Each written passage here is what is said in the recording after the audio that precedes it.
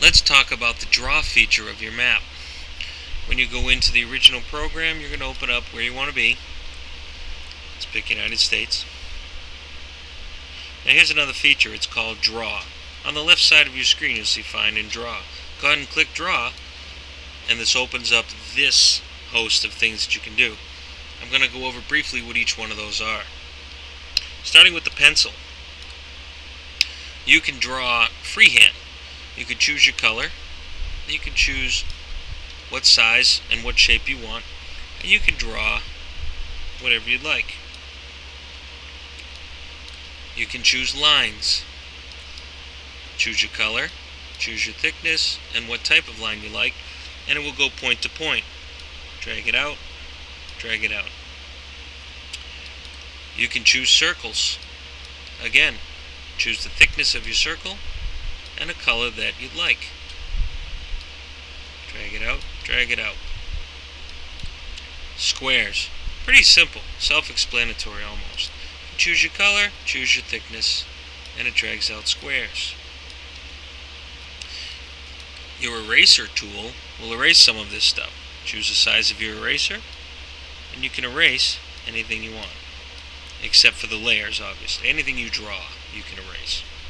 Now, the standard fill that you see here, you can click on a color and go inside one of these shapes, and it will add the fill on the inside. Okay, don't get that confused with the border fill, which is next. The border fill, you can choose a color and go outside of what you have, so that way you can emphasize certain areas of your map. This here is the selection tool that basically you can go around and do things without actually changing the way that your map looks. Here is the insert text. If you'd like to insert text, you double click on your screen and it'll open up this text tool. You can choose anything that you see here: font, alignment, style, size, rotation, color, and text box or background. I'm going to type in a sample right here,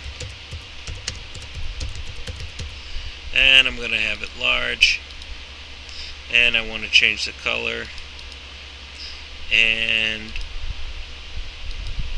I'll just use it as text. There it is.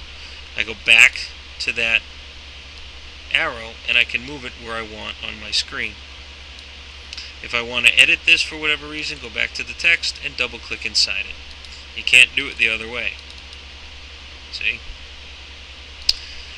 The next button is the stamp button. This allows you to put pictures onto your map. If you look, there's a host of different titles that you can choose from. I'm just going to pick people, and it puts a list of people up here. And I'm going to put a couple little men, and a couple little children, and a couple little women, wherever I'd like. And I'll go back to arrows, and I'm going to show a couple of these pictures, just like so. You could choose a ton of them. I mean, it's just crops is a big one. Bananas. Okay. And the last two buttons that I want to show you, well, actually, one of the last few buttons I want to show you is the undo button. Click undo and it undoes whatever we did last.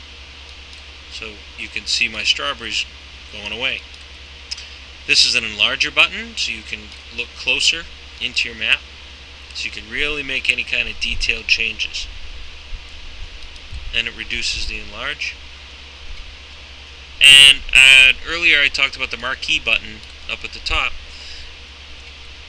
Say you want to move this whole section, you drag it out. What it does, the map puts itself. You can drag this all out. Notice it takes the colors that you've drawn. It leaves your stamps and it leaves your border fill.